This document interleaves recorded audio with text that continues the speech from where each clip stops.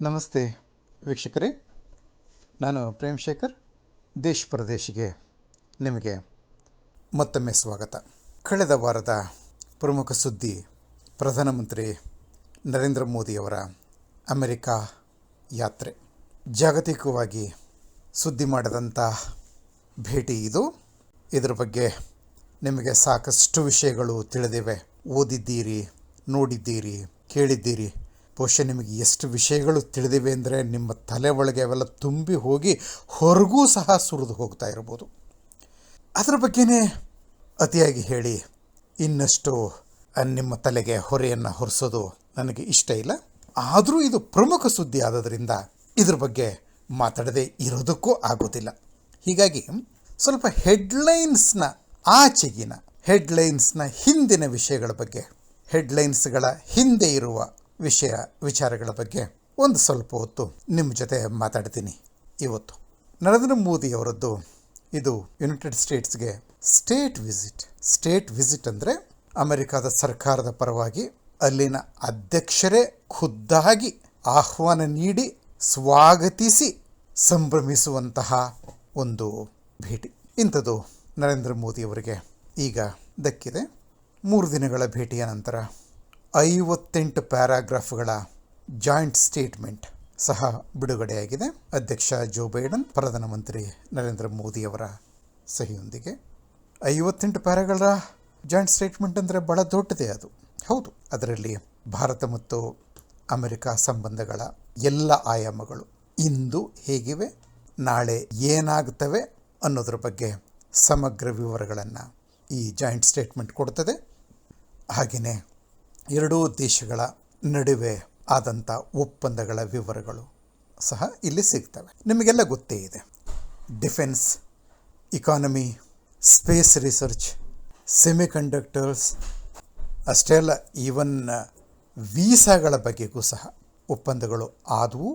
ಇವು ಭಾರತ ಅಮೆರಿಕ ಸಂಬಂಧಗಳನ್ನು ಹಲವು ಸ್ತರಗಳಲ್ಲಿ ಮೇಲಕ್ಕೆ ಒಯ್ತವೆ. ನಿಮಗೆ ಗೊತ್ತಿರೋದನ್ನೇ ಒಂದು ನಿಮಿಷದಲ್ಲಿ ಒಂದು ಸ್ವಲ್ಪ ಹೇಳಿಬಿಟ್ಟು ಅನಂತರ ಮುಂದೆ ಹೋಗ್ತೇನೆ. ಪ್ರೆಡೇಟರ್ ಡ್ರೋನ್ಸ್, MQ ಸೀರೀಸ್ ಇದೆಯಲ್ಲ, MQ-1 predator, MQ-9 reaper, MQ-9B C guardian, ಇವುಗಳನ್ನು ಅಮೆರಿಕ ಭಾರತಕ್ಕೆ ಒದಗಿಸುತ್ತೆ. 31 ಡ್ರೋನ್ಗಳು ಭಾರತಕ್ಕೆ ಬರಲಿವೆ. ಈ ಚಾಲಕರಹಿತ ವಿಮಾನಗಳಿಂದ ಭಾರತ ತನ್ನ ರಕ್ಷಣೆಯ ಸಾಮರ್ಥ್ಯವನ್ನು ಅಷ್ಟೇ ಅಲ್ಲ, ಆಕ್ರಮಕ ಸಾಮರ್ಥ್ಯವನ್ನು ಸಹ ಹೆಚ್ಚಿಸ್ಕೋಬೋದು. ಅವುಗಳಲ್ಲೂ ಸಹ ಇದು ಸಿ ಗಾರ್ಡಿಯನ್ ಇದೆಯಲ್ಲ, 9B, ಇವುಗಳು 2 ಈಗಾಗಲೇ ಭಾರತದ ಬಳಿ ಇವೆ. ಅವುಗಳನ್ನೇನು ಭಾರತ ಕೊಂಡುಕೊಳ್ಳಿಲ್ಲ, ಅದು ಲೀಸಿಗೆ ತಗೊಂಡಿರೋದು. ಅಂದರೆ ಟ್ರಂಪ್ ಅವರ ಕಾಲದಲ್ಲೇ ಅದರ ಬಗ್ಗೆ ಮಾತುಕತೆಯಾಗಿ ಕೊಂಡುಕೊಳ್ಳಬೇಕು ಅನ್ನೋ ಇಚ್ಛೆಯನ್ನು ಭಾರತ ವ್ಯಕ್ತಪಡಿಸಿತ್ತು. ಆದರೆ ಬೆಲೆಗಳ ವಿಷಯದಲ್ಲಿ ಸ್ವಲ್ಪ ಒಂದು ರೀತಿ ಭಾರತಕ್ಕೆ ಅದು ಯಾಕೋ ಸಮ್ಮತ ಆಗದೆ 2 ಸಿ ಗಾರ್ಡಿಯನ್ ಡ್ರೋನ್ಗಳನ್ನು ಭಾರತ ಲೀಸ್ಗೆ ತಗೋತು. ಸಿ ಗಾರ್ಡಿಯನ್ ಅಂದರೆ ಅದು ಸಮುದ್ರ ತಟಗಳನ್ನು ವೀಕ್ಷಣೆ ಮಾಡುವಂಥದ್ದು ಅಂತ ಹೆಸರೇ ಹೇಳ್ತದೆ. ನಮ್ಮ ತಟದಿಂದ ಸುಮಾರು 5,000 ಕಿಲೋಮೀಟರ್ವರೆಗೂ ಸಹ ಇದು ಸಂಚರಿಸಬಹುದು.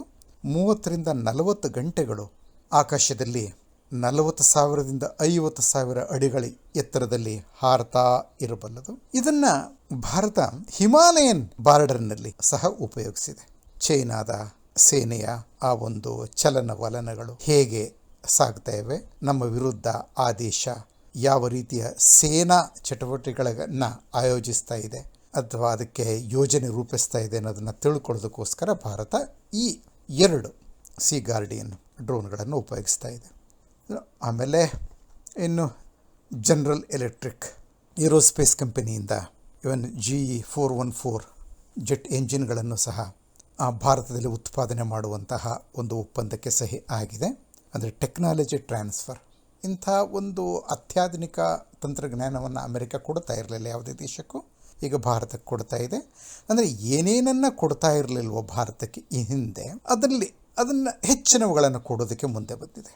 ಆ್ಯಕ್ಚುಲಿ ವಿಷಯ ಏನು ಅಂತ ಹೇಳಿದ್ರೆ, ಇಂಥದ್ದನ್ನೆಲ್ಲ ಟ್ರಾನ್ಸ್ಫರ್ ಮಾಡಬೇಕು ಟೆಕ್ನಾಲಜಿಯನ್ನು, ಇಂಥವುಗಳನ್ನೆಲ್ಲ ಭಾರತಕ್ಕೆ ಮಾರಾಟ ಮಾಡಬೇಕು ಅನ್ನೋದಾದರೆ ಮೊದಲು ಅಮೆರಿಕದ ಕಾಮರ್ಸ್ ಡಿಪಾರ್ಟ್ಮೆಂಟ್, ಸ್ಟೇಟ್ ಡಿಪಾರ್ಟ್ಮೆಂಟ್ ಅಂದರೆ ವಿದೇಶಾಂಗ ಇಲಾಖೆ, ದ ಪೆಂಟಗನ್ ರಕ್ಷಣಾ ಇಲಾಖೆ, ಇವೆಲ್ಲವೂ ಮೊದಲು ಸಮ್ಮತಿ ನೀಡಬೇಕು. ಆಮೇಲೆ ಕಾಂಗ್ರೆಸ್ ಅಂದರೆ ಅಮೆರಿಕದ ಸಂಸತ್, ಅದು ಒಪ್ಪಿಗೆ ನೀಡಬೇಕು. ಅಂತಿಮವಾಗಿ ಅಧ್ಯಕ್ಷರು ಅದಕ್ಕೆ ಸಹಿ ಹಾಕಬೇಕು. ಸಹಿ ಹಾಕೋದಕ್ಕೆ ಅಧ್ಯಕ್ಷರು ತುದಿಗಾಲಿನಲ್ಲಿ ನಿಂತಿದ್ದಾರೆ. ಉಳಿದೆಲ್ಲ ಸಮ್ಮತಿಗಳು ಸಿಗೋದಕ್ಕೆ ವ್ಯವಸ್ಥೆ ಮಾಡ್ತಾ ಇದ್ದೀವಿ ಅಂತ ನ್ಯಾಷನಲ್ ಸೆಕ್ಯೂರಿಟಿ ಅಡ್ವೈಸರ್ ಜೇಕ್ ಸಲಿವಾನ್ ವಾರಕ್ಕೂ ಹಿಂದೆ ಇಲ್ಲಿದ್ದಾಗ, ಅಂದರೆ ನವದೆಹಲಿಯಲ್ಲಿದ್ದಾಗ ಹೇಳೇ ಬಿಟ್ಟಿದ್ದಾರೆ. ಸೊ ಇಷ್ಟೊಂದು ಉತ್ಸುಕತೆ ಅಮೆರಿಕ ಯಾಕೆ ತೋರಿಸ್ತಾ ಇದೆ ಭಾರತದ ಬಗ್ಗೆ? ಒಂದು ಮುಖ್ಯ ಕಾರಣ ಚೈನಾ ಒಂದು ಜಗತ್ ಕಂಟಕವಾಗಿ ಬೆಳೀತಾ ಇರೋದನ್ನು ನಾವೆಲ್ಲ ನೋಡ್ತಾ ಇದ್ದೀವಿ. ನಮ್ಮ ಈ ಪರದೇಶನಲ್ಲಿ ಈ ಬಗ್ಗೆ ಒಂದಕ್ಕಿಂತ ಹೆಚ್ಚು ಸಲ ನಾನು ಮಾತಾಡಿದ್ದೀನಿ. ಅಮೆರಿಕ ಸಹ ಆ ಚೈನೀಸ್ ಥ್ರೆಟ್ನ ಟೇಸ್ಟ್ ಅನ್ನು ನೋಡ್ತಾ ಇದೆ. ಓಕೆ, ಸೌತ್ ಚೈನಾ ಸೀನಲ್ಲಿ, ಇವನ್ ತೈವಾನ್ ಸ್ಟ್ರೈಟ್ನಲ್ಲಿ ನೋಡಿ ಆಯಿತು. ಸೊ ನಾವು ಸಹ ನೋಡ್ತಾ ಇದ್ದೀವಿ, ಅನುಭವಿಸೇ ಇದ್ದೀವಿ. ಹೀಗಾಗಿ ಚೈನಾದಿಂದ ಬರೋ ಅಪಾಯಗಳನ್ನು ಸಮರ್ಥವಾಗಿ ಎದುರಿಸಬೇಕಾದರೆ ಅಮೆರಿಕಾಗೆ ಈ ವಲಯ ಅಂದರೆ ಪಶ್ಚಿಮದಲ್ಲಿ ಯುಕ್ರೇನ್ನಿಂದ ಹಿಡಿದು ಪೂರ್ವದಲ್ಲಿ ತೈವಾನ್ವರೆಗೆ ಇರುವಂತಹ ಜಗತ್ತಿನಲ್ಲಿ ನಂಬಿಕಸ್ಥ ಸಹಯೋಗಿ ಅಂದರೆ ಭಾರತ ಮಾತ್ರ ಅನ್ನೋದನ್ನು ಬೈಡನ್ ಅಡ್ಮಿನಿಸ್ಟ್ರೇಷನ್ ಗುರುತಿಸಿದೆ. ಇದೇ ಸಮಯದಲ್ಲಿ ಭಾರತಕ್ಕೂ ಸಹ ಈ ಒಂದು ಗ್ರೋಯಿಂಗ್ ಚೈನೀಸ್ ಥ್ರೆಟ್ ಅದನ್ನು ಎದುರಿಸೋದಕ್ಕೆ ಅಮೆರಿಕಾದಂಥ ಬಲಿಷ್ಠ ರಾಷ್ಟ್ರದ ರಾಜತಾಂತ್ರಿಕ ಸಹಕಾರ ಅಷ್ಟೇ ಅಲ್ಲ, ಸೇನಾ ಸಹಕಾರ ಸಹ, ತಾಂತ್ರಿಕ ಸಹಕಾರ ಸಹ ಅಗತ್ಯ ಅನ್ನೋದನ್ನು ನರೇಂದ್ರ ಮೋದಿ ಸರ್ಕಾರ ಅರ್ಥ ಮಾಡಿಕೊಂಡಿದೆ.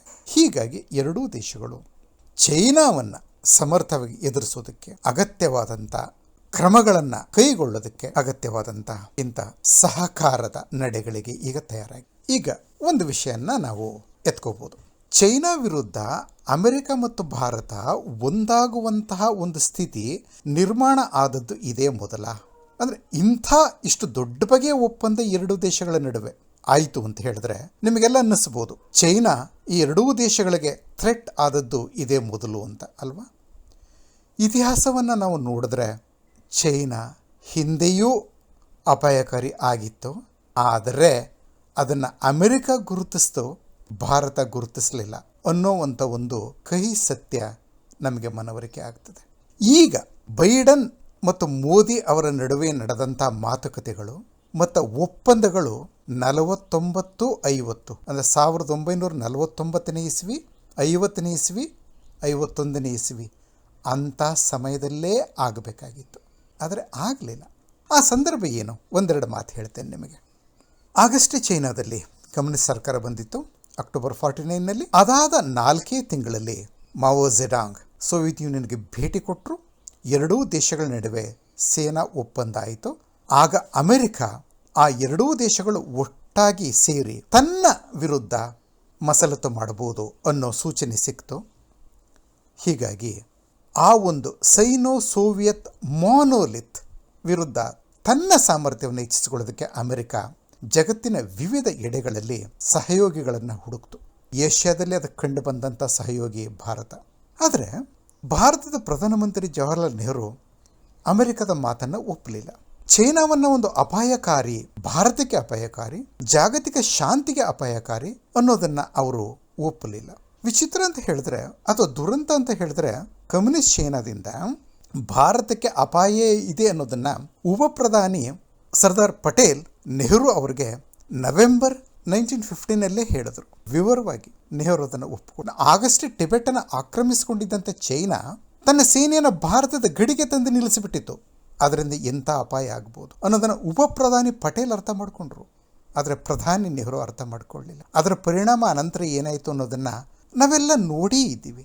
ಸೊ ಆಗಲೇ ಅಮೆರಿಕದ ಮಾತನ್ನು ಒಪ್ಪಿಕೊಂಡು ನೆಹರು ಈಗ ಮೋದಿ ಏನು ಮಾಡಿದ್ರು ಬೈಡನ್ ಅವ್ರ ಜೊತೆ ಸೇರಿ ಅದನ್ನು ಆಗಿನ ಅಧ್ಯಕ್ಷರಾಗಿದ್ದಂಥ ಹ್ಯಾರಿ ಟ್ರೂಮನ್ ಅವ್ರ ಜೊತೆ ಫ್ರೂಟ್ಫುಲ್ ಡೈಲಾಗ್ ಮಾಡಿ ಒಪ್ಪಂದಗಳನ್ನ ಮಾಡಿಕೊಂಡಿದ್ರೆ ಇತಿಹಾಸ ಕಂಪ್ಲೀಟಾಗಿ ಬದಲಾಗಿ ಹೋಗ್ತಾ ಇತ್ತು. ಅಮೆರಿಕ ಯಾವ ದೇಶದ ಪರವಾಗಿ ನಿಂತುಕೊಳ್ತದೆ ಆ ದೇಶದ ವಿರುದ್ಧ ಚೈನಾ ಎಂದೂ ಕತ್ತಿ ಎತ್ತಿಲ್ಲ. ಕತ್ತಿ ಮಸದಿದೆ, ಕತ್ತಿ ಎತ್ತಿಲ್ಲ. 1958ನಲ್ಲಿ ತೈವಾನನ್ನು ಆಕ್ರಮಿಸಿಕೊಳ್ಳೋದಕ್ಕೆ ಚೈನಾ ಪ್ಲಾನ್ ಮಾಡಿತು. ಅದಕ್ಕೆ ಪೂರ್ವಭಾವಿಯಾಗಿ ತೈವಾನ್ಗೆ ಸೇರಿದಂಥ ಕ್ವೆಮಾಯ್ ಮತ್ತು ಮಾತ್ಸು ದ್ವೀಪಗಳ ಮೇಲೆ ದಾಳಿ ನಡೆಸಿತು. ತಕ್ಷಣ ಪ್ರೆಸಿಡೆಂಟ್ ಐಸನ್ ಹೋವರ್ ಚೈನಾ ಇನ್ನು ಒಂದು ಹೆಜ್ಜೆ ಮುಂದೆ ಇಟ್ಟರೆ ನಾವು ನ್ಯೂಕ್ಲಿಯರ್ ವೆಪನ್ಸ್ ಅನ್ನು ಉಪಯೋಗಿಸ್ತೇವೆ ಅಂತ ಥ್ರೆಟನ್ ಮಾಡಿದ್ರು. ತಕ್ಷಣ ಮಾವೋ ಝೆಡಾಂಗ್ ಬಾಲ ಮುದುರ್ಕೊಂಡು ಹಿಂದೆ ಓಡೋದ್ರು. ಹಾಗೇನೆ ಅಮೆರಿಕ ಯಾವ ದೇಶಗಳ ಪರವಾಗಿ ನಿಂತುಕೊಂಡಿದೆ, ಜಪಾನ್ ಆಗಲಿ, ಸೌತ್ ಕೊರಿಯಾ ಆಗಲಿ, ಫಿಲಿಪೀನ್ಸ್ ಆಗಲಿ, ಆ ಯಾವುದೇ ದೇಶಗಳ ಮೇಲೆ ಅಟ್ಯಾಕ್ ಮಾಡೋದಕ್ಕೆ ಚೈನಾ ಹಿಂಜರಿದಿದೆ.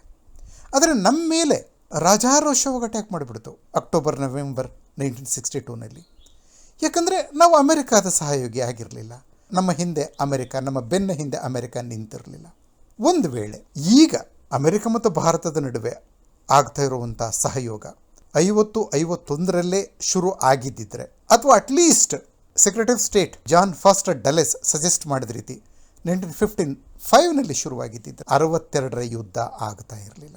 ಚೈನಾ ನಮ್ಮ ಮೇಲೆ ಅಟ್ಯಾಕ್ ಮಾಡ್ತಾ ಇರಲಿಲ್ಲ, ನಮ್ಮ ಪ್ರದೇಶಗಳನ್ನ ಆಕ್ರಮಿಸ್ಕೊಳ್ತಾ ಇರಲಿಲ್ಲ. ಇಲ್ಲಿಯವರೆಗೂ ನಮ್ಮ ಕೆಲವು ಪ್ರದೇಶಗಳು ಚೈನಾದ ಹಿಡಿತದಲ್ಲಿ ಉಳಿದು ಹೋಗುವಂಥ ಸ್ಥಿತಿ ನಿರ್ಮಾಣ ಆಗ್ತಾ ಇರಲಿಲ್ಲ. ಇನ್ನೊಂದು ಮಗ್ಗಲಿಗೆ ಹೊರಡೋಣ. ಪಾಕಿಸ್ತಾನವನ್ನು ಗಮನಕ್ಕೆ ತಗೊಳ್ಳೋದಕ್ಕೂ ಮೊದಲೇನೆ ಅಮೆರಿಕ ಬಯಸಿದ್ದು ಭಾರತದ ಸ್ನೇಹವನ್ನು. ಒಂದು ವೇಳೆ ಭಾರತ ಅಮೆರಿಕದ ಜೊತೆ ಸೇರಿದ್ರೆ ಅಮೆರಿಕ ಪಾಕಿಸ್ತಾನ ಜೊತೆ ತಿರುಗಿಯೂ ನೋಡ್ತಾ ಇರಲಿಲ್ಲ. ಪರಿಣಾಮ ಏನಾಗ್ತಾ ಇತ್ತು? ಪಾಕಿಸ್ತಾನಕ್ಕೆ ಅಮೆರಿಕ ಶಸ್ತ್ರಾಸ್ತ್ರಗಳ ಪೂರೈಕೆ ಮಾಡ್ತಾ ಇರಲಿಲ್ಲ. ಮಾಡಿದ್ರೂ ಸಣ್ಣ ಪುಟ್ಟದ್ದಷ್ಟೇ, ಇಲಿ ಹೆಗ್ಗಣಗಳನ್ನು ಬೇಟೆಯಾಡುವಂಥದ್ದನ್ನು. ಭಾರತದ ವಿರುದ್ಧ ಬಳಸಬಹುದಾದಂಥ, ಭಾರತದ ರಕ್ಷಣೆಗೆ ಅಪಾಯಕಾರಿ ಆಗುವಂಥ ಯಾವುದೇ ಶಸ್ತ್ರಾಸ್ತ್ರವನ್ನು ಅಮೆರಿಕ ಪಾಕಿಸ್ತಾನಕ್ಕೆ ಕೊಡ್ತಾ ಇರಲಿಲ್ಲ. ಬದಲಾಗಿ ಅವೆಲ್ಲವೂ ಭಾರತಕ್ಕೆ ಸಿಗ್ತಾ ಇತ್ತು, ಯಾಕಂದರೆ ಚೈನಾ ವಿರುದ್ಧ ಬಳಸೋದಕ್ಕೆ. ಅಂದರೆ ಪಾಕಿಸ್ತಾನ ನಮ್ಮ ವಿರುದ್ಧ ಇಷ್ಟು ದೊಡ್ಡ ಅಪಾಯಕಾರಿ ಶಕ್ತಿಯಾಗಿ ಬೆಳೆಯೋದಕ್ಕೆ ಅವಕಾಶ ಆಗ್ತಾನೇ ಇರಲಿಲ್ಲ. ಅಂದರೆ ಹ್ಯಾರಿ ಟ್ರೂಮನ್ ಹೇಳದ್ದನ್ನು, ಅನಂತರ ಜಾನ್ ಫಾಸ್ಟರ್ ಡಲೆಸ್ ಹೇಳದ್ದನ್ನು, ಅಥವಾ ನಮ್ಮದೇ ಸರ್ದಾರ್ ಪಟೇಲ್ ಹೇಳದ್ದನ್ನು ನೆಹರು ಕೇಳಿದ್ದಿದ್ರೆ ಪಾಕಿಸ್ತಾನ ನಮ್ಮ ವಿರುದ್ಧ ಅಪಾಯಕಾರಿಗೆ ಬೆಳೀತಾ ಇರಲಿಲ್ಲ. ಚೈನಾ ನಮ್ಮನ್ನು ಕೆಣಕುವಂಥ ಒಂದು ಧೈರ್ಯವನ್ನೇ ಮಾಡ್ತಾ ಇರಲಿಲ್ಲ. ನೆಹರು ಆ ಒಂದು ವಾಸ್ತವಕ್ಕೆ ಬೆನ್ನು ತಿರುಗಿಸಿದ್ರು. ಪರಿಣಾಮ ಏನಾಯಿತು ಅನ್ನೋದನ್ನು ನಾವು ನೋಡಿದ್ದೀವಿ. ಈಗ ಆಯಿತು, ಇತಿಹಾಸದಲ್ಲಿ ಅದೆಲ್ಲ ನಡೆದೋಯ್ತು. ಈಗ ಕೂತ್ಕೊಂಡು ಅದರ ಬಗ್ಗೆ ಹೀಗಾಗಬೇಕಾಗಿತ್ತು, ಹಾಗಾಗಬಾರ್ದಾಗಿತ್ತು ಅನ್ನೋದರಿಂದ ಏನು ಪ್ರಯೋಜನ? ನೀವು ಕೇಳ್ಬೋದು. ನಿಜ, ಹೌದು, ಏನು ಪ್ರಯೋಜನ? ಒಂದು ಪ್ರಯೋಜನ ಇದೆ. ಇತಿಹಾಸವನ್ನು ನಾವು ಅಧ್ಯಯನ ಮಾಡೋದ್ರಿಂದ ನಮಗೇನು ತಿಳಿತದೆ ಅಂದರೆ, ನಾವು ಎಲ್ಲಿ ತಪ್ಪು ಮಾಡಿದ್ವಿ, ಎಲ್ಲಿ ನಾವು ಎಡವಿದ್ವಿ, ಅದರಿಂದ ನಮಗಾದಂಥ ಕೆಡುಕುಗಳೇನು, ತೊಂದರೆಗಳೇನು, ಮತ್ತೆ ಅಂಥ ಒಂದು ಸನ್ನಿವೇಶ ನಿರ್ಮಾಣ ಆದಾಗ ನಾವು ಯಾವ ರೀತಿ ವರ್ತಿಸಬೇಕು, ನಮ್ಮ ಹಿತವನ್ನು ಕಾಪಾಡಿಕೊಳ್ಳೋದಕ್ಕೆ ಎಂಥ ನಿಲುವುಗಳನ್ನು ತಳೆಯಬೇಕು ಅನ್ನೋದನ್ನು ತಿಳ್ಕೊಳ್ಳೋದಕ್ಕೆ ಇತಿಹಾಸದ ಅಧ್ಯಯನ ನಮಗೆ ಬೇಕೇ ಬೇಕು. ಈಗ ನಮ್ಮ ಬದುಕಿನಲ್ಲೇ ಸಹ ನಾವು ಹಿಂದೆ ನಾವು ಮಾಡೋದನ್ನು, ಅಥವಾ ನಮ್ಮ ಬದುಕಿನಲ್ಲಿ ಆಗಿ ಹೋದದ್ದನ್ನು ಕೂತ್ಕೊಂಡು ಯೋಚನೆ ಮಾಡೋದಿಲ್ವಾ? ಓ, ಹೀಗೆ ಮಾಡಬಾರ್ದಾಗಿತ್ತು, ನಾನು ಹಾಗೆ ಮಾಡಿದರೆ ಈಗ ಚೆನ್ನಾಗಿರ್ತಿದ್ದೆ ಅಲ್ವಾ ಅಂತ ನಾವು ಅಂದ್ಕೊಳ್ಳೋದಿಲ್ವಾ? ಇದು ದೇಶಗಳಿಗೂ ಅನ್ವಯಿಸುತ್ತೆ. ಹೀಗಾಗಿ ಹಿಂದೆ ನೆಹರು ಸರ್ಕಾರ ಮಾಡಿದಂಥ ತಪ್ಪುಗಳನ್ನು ಅಂಥದೇ ಸಂದರ್ಭಗಳಲ್ಲಿ ನಾವು ಮತ್ತೆ ಮಾಡಬಾರದು ಅನ್ನೋದನ್ನು ನಾವು ತಿಳ್ಕೊಂಡ್ರೆ ಈ ಕಳೆದ 5-6 ದಶಕಗಳಲ್ಲಿ ನಾವು ಅನುಭವಿಸ್ತೀವಲ್ಲ, ಆ ತೊಂದರೆಗಳನ್ನು ಅವಾಯ್ಡ್ ಮಾಡ್ಬೋದು. ನೆಹರು ಆ ಒಂದು ತಪ್ಪುಗಳನ್ನ ಮಾಡದ್ರಿಂದನೇ ಪಾಕಿಸ್ತಾನ ನಮಗೆ ಕಂಟಕವಾಗಿ ಬೆಳೀತು, ಚೈನಾ ನಮ್ಮ ಮೇಲೆ ಆಕ್ರಮಣ ಮಾಡಿತು, ನಮ್ಮನ್ನು ಸೋಲಿಸ್ತು, ನಮ್ಮ ನೆಲವನ್ನು ಆಕ್ರಮಿಸ್ಕೊಳ್ತು ಅನ್ನೋದನ್ನು ನಮ್ಮ ಮಾಜಿ ವಿದೇಶಾಂಗ ಸಚಿವ, ವಿದೇಶಾಂಗ ಮಂತ್ರಿ ಜಸ್ವಂತ್ ಸಿಂಗ್ ಭಾಳ ಚೆನ್ನಾಗಿ 3 ಪದಗಳಲ್ಲಿ ಹೇಳ್ತಾರೆ. 5 ವ್ಯರ್ಥ ದಶಕಗಳು ಅಂತ. ಅಂದರೆ 1950ರಿಂದ 2000ವರೆಗೆ ಆದಂಥ ಆ ಒಂದು 5 ದಶಕಗಳು ವ್ಯರ್ಥವಾಗಿ ಹೋದವು. ನಮ್ಮ ಹಿತಕ್ಕೆ ಬೇಕಾದದನ್ನು ನಾವು ಮಾಡಲೇ ಇಲ್ಲ ಅನ್ನೋದು ಜಸ್ವಂತ್ ಸಿಂಗ್ ಅವರ ಮಾತಿನ ಅರ್ಥ. ಈಗ ನಾವು ಆ ತಪ್ಪನ್ನು ತಿದ್ಕೋತಾ ಇದ್ದೀವಿ. 49-50ರಲ್ಲಿ ಎಷ್ಟು ಅಪಾಯಕಾರಿಯಾಗಿತ್ತು ಚೈನಾ, ಅಷ್ಟೇ ಅಪಾಯಕಾರಿ ಈಗಲೂ ನಮಗೆ ಆಗಿದೆ. ದೊಡ್ಡ ಪ್ರಮಾಣದಲ್ಲಿ ನಮ್ಮ ವಿರುದ್ಧ ಅದು ಕಾರ್ಯಾಚರಣೆಗೆ ತಯಾರಾಗ್ತಾ ಇದೆ. ಅಂದು ನೆಹರು ಮಾಡಿದಂಥ ತಪ್ಪನ್ನು ಇಂದು ನರೇಂದ್ರ ಮೋದಿ ಮಾಡ್ತಾ ಇಲ್ಲ. ಇದೇ ನಾವು ಸಂತೋಷ ಪಡಬೇಕಾದಂಥ ಒಂದು ವಿಷಯ. ಈಗ ಇದರ ಜೊತೆಯಲ್ಲಿ ಇನ್ನೊಂದು ಮಾತನ್ನು ನಿಮಗೆ ನಾನು ಹೇಳಲೇಬೇಕು. ಆದರೆ ನೆಹರು ಅವರ ಆಸಕ್ತಿಗಳು ಏನಿದ್ದವು ದೇಶದ ಹಿತ ಅಲ್ಲದೆ? ಈ ಮಾತು ಹೇಳೋದಕ್ಕೆ ಹಿನ್ನೆಲೆಯಾಗಿ ಇತ್ತೀಚೆಗೆ ಭಾರತದಲ್ಲೇ ಕೇಳಬಂದಂಥ ಕೆಲವು ಮಾತುಗಳನ್ನ ನಾನು ನಿಮಗೆ ಹೇಳಬೇಕು.